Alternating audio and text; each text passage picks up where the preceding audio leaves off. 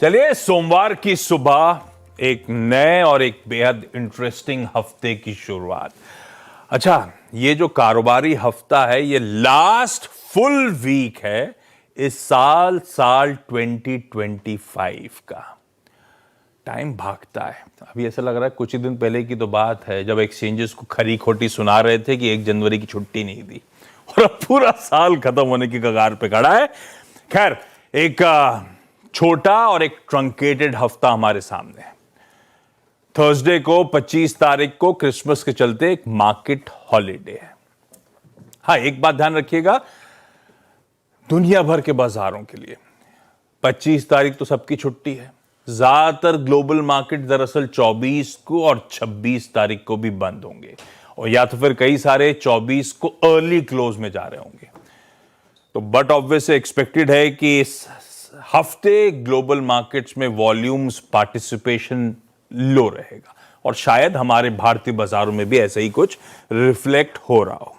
बाकी जो इंपॉर्टेंट होगा रोज सुबह की ओपनिंग में आपको अपडेट करता रहूंगा। हाँ, एक चीज और, कल ध्यान रखिएगा निफ्टी के वीकली कॉन्ट्रैक्ट्स की एक्सपायरी है और परसों, क्योंकि थर्सडे को छुट्टी है, सेंसेक्स नहीं बीएससी के मंथली कॉन्ट्रैक्ट्स की एक्सपायरी हो रही है। तो कल और परसों 2 expiries back to back scheduled होंगी। इस बीच भारतीय बाजारों में कुछ खास तो हुआ नहीं। 4 दिन की कमजोरी के बाद यह जरूर था कि फ्राइडे को एक बढ़िया सेशन प्ले आउट हुआ, 150 अंकों की मजबूती के साथ कामकाज होता हुआ नजर आया। पर फ्राइडे के उस अच्छे कमबैक के बावजूद पिछला हफ्ता वीक ऑन वीक डिक्लाइंस का ही था, फ्लैट था। इनफैक्ट पिछले 3 हफ्तों से भारतीय बाजार वीक ऑन वीक दबाव से बेहतर वर्ड है कंसोलिडेट करते हुए नजर आ रहे हैं। हो क्या रहा है, 25,700 पकड़ लीजिए, 26,100 पकड़ लीजिए, इसी दायरे में ही हम पता नहीं कब से घूम रहे हैं। हाँ, फ्राइडे के उस पावरफुल सेशन ये हुआ कि हम इंपॉर्टेंट एवरेजेस के ऊपर आ गए, पर कोई फॉलो थ्रू नहीं मिल रहा है।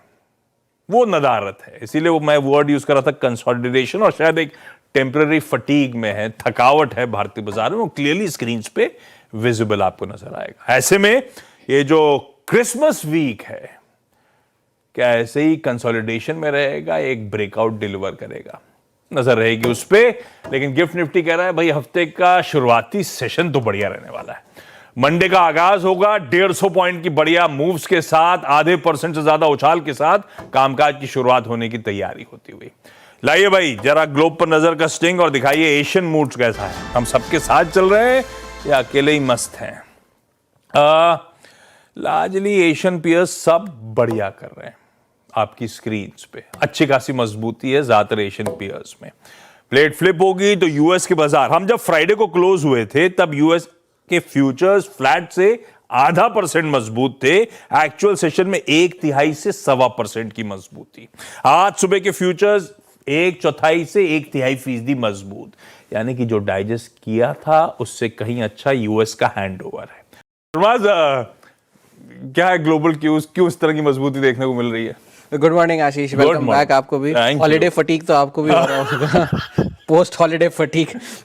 लेकिन बाजार यूएस के तो शुक्रवार को अच्छे चले क्योंकि एक वापस जो भरोसा जागा था माइक्रॉन के नतीजों के बाद कि एआई की ट्रेड जो है वो इंडस्ट्री स्पेसिफिक नहीं कंपनी स्पेसिफिक है, और उस वजह से फिर से एआई के शेयरों में खरीदारी देखने मिली। और ट्रिपल विचिंग भी थी शुक्रवार को, $7 ट्रिलियन के नोशनल ऑप्शंस की एक्सपायरी थी, तो वॉल्यूम्स काफ़ी ज़्यादा थे। आप इसे शॉर्ट कवरिंग कह लीजिए या खरीदारी कह लीजिए, क्योंकि 26 बिलियन शेयर्स की कारोबार हुई शुक्रवार के सेशन में वॉल स्ट्रीट पर, जो कि अपने 12 महीनों की औसत से 50% ज़्यादा है।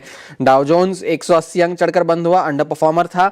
S&P 500 और नैस्डैक बढ़त के साथ बंद हुए, और डाउ जोन्स अंडर परफॉर्मर इसलिए भी था क्योंकि हफ्ते दर हफ्ते भी गिरावट के साथ बंद हुआ, और गुरुवार और शुक्रवार को जो तेज़ी देखने मिली उस वजह से S&P 500 और नैस्डैक जो है हफ्ते दर हफ्ते बढ़त के साथ बंद हुए।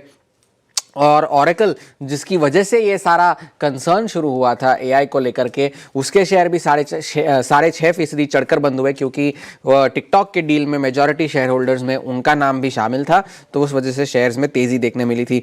और बावजूद इसके कि एआई से रिलेटेड कंसर्न्स है वगैरह वगैरह, इनफ्लोज यूएस के बाजारों में तो रिकॉर्ड स्तर पर बने हुए हैं। लगभग $78 बिलियन के इनफ्लोज 17 दिसंबर तक के हफ्ते में देखने मिले थे, ये बोफा का मानना है। और इस वजह से इन्वेस्टर्स, निवेशक बुलिश है कि आगे चल के लागत में कमी आएगी, टैरिफ्स कम होंगे और टैक्स कट्स होंगे। उस वजह से निवेशक जो है बुलिश है। यूबीएस ने भी इस मत को जो है कोरोबोरेट किया है, ये कहते हुए कि वो अभी भी यूएस के बाजारों पर पॉजिटिव है। फेड में ब्याज दरों में कटौती होगी, इकोनॉमिक ग्रोथ रेजिलिएंट है और एआई की ट्रेड की वापसी उन्हें बुलिश रख रही है। और साथ ही साथ क्वालिटी बॉन्ड्स और सोने में भी वो मौके ढूंढ रहे हैं निवेश के 2026 में। लेकिन उन्होंने ये भी कहा कि डॉलर में जो कमजोरी चल रही है वो 2026 की पहली छमाही तक आगे भी बढ़ सकती है, ये यूबीएस ने चेतावनी दी है। डोनाल्ड ट्रंप ने शुक्रवार देर रात यानी कि शनिवार हमारे समय अनुसार जो है 9 फार्मा कंपनीज के साथ डील अनाउंस करी, जिसमें उन्होंने ये कहा कि अब 17 ड्रग कंपनियों में से 14 ऐसी हैं जिन्होंने ट्रंप एडमिनिस्ट्रेशन के साथ करार करते हुए ये माना है कि वो ड्रग प्राइसेस को कम करेंगे, दवाइयों की कीमतें घटाएंगे और डायरेक्टली कंज्यूमर्स को डिस्काउंटेड ड्रग्स बेचेंगे। तो वो कौन सी 9 कंपनीज थी? Roche, Novartis, Bristol Myers Squibbs, Amgen, Sanofi, GSK वगैरह वगैरह, ऐसी सारी बड़ी कंपनियों ने शुक्रवार को करार किए ट्रंप एडमिनिस्ट्रेशन के साथ। अब फार्मा एक तरह से अब डोनाल्ड ट्रंप ने उनको तो डील कर लिया है उनके साथ, लेकिन अब इंश्योरेंस कंपनीज पर उनकी नज़र है, क्योंकि अब वो ये कह रहे हैं कि ग्राहकों को ये अधिकार होना चाहिए कि वो अपना इंश्योरेंस खुद चुने, ना कि उन्हें ओबामा केयर के जरिए जो इंश्योरेंस मिल रहा है, जिनके प्रीमियम अगले साल से बढ़ने वाले हैं, वो उन्हें ज़बरदस्ती उन पर लादा जाए। तो उस वजह से अब वो इंश्योरेंस कंपनीज के साथ बैठक करने वाले हैं और वो उन्हें चेतावनी देने वाले हैं कि वो अपने इंश्योरेंस के प्रीमियम्स की कीमतों को कम करें। लिहाजा सारे जो इंश्योरेंस रिलेटेड शेयर थे, यूनाइटेड हेल्थ हो चाहे दूसरे हो, शुक्रवार के सेशन में अपने ऊपरी स्तरों से गिरकर बंद हुए, तो उन पर सबकी नजरें होंगी। रूस और यूक्रेन में अब तक कोई ऐसा बड़ा ब्रेक थ्रू नहीं आया है। सिर्फ ज़ेलेंस्की, यूक्रेन के राष्ट्रपति जो है, उन्होंने ये कहा है कि त्रिपक्षीय वार्ता का प्रस्ताव यूएस ने दिया है। रूस, यूएस और यूक्रेन तीनों आमने सामने बैठकर बातचीत करें, लेकिन वो तभी हो पाएगा जब यूएस और यूक्रेन के जो दल है उनके बीच में जो बैठक चल रही है उसका क्या निष्कर्ष निकल कर आता है, उसके बाद इस बात पर चर्चा की जाएगी। लेकिन ज़ेलेंस्की ये कह रहे हैं कि यूक्रेन अभी भी ये जानना चाहता है कि अगर शांति वार्ता में शांति का समझौता हुआ और अगर रूस दोबारा हमला करे तो उनके एलाइज क्या करेंगे। जापान के बाजार आज तो अच्छा कर रहे हैं, लेकिन बैंक ऑफ जापान की रेट हाइक के बाद उनकी यील्ड जो है 10 साल की वो 1999 के सबसे ऊंचे स्तरों पर आ गई है, 2% के पार। एक छोटा हफ्ता उनके लिए भी है क्योंकि बुधवार को उनके बाजार जल्दी बंद होंगे, गुरुवार को छुट्टी है और कल यूएस का जीडीपी का आंकड़ा आना है, तो वो सबसे बड़ा आंकड़ा इस हफ्ते का तो है। पर बाजार फिलहाल अच्छा ही कर रहे हैं क्योंकि एआई की ट्रेड की वापसी हुई है और उम्मीद यही रहेगी कि ये सैंटा रैली साल अंत तक तो चलती रहेगी। ये सैंटा रैली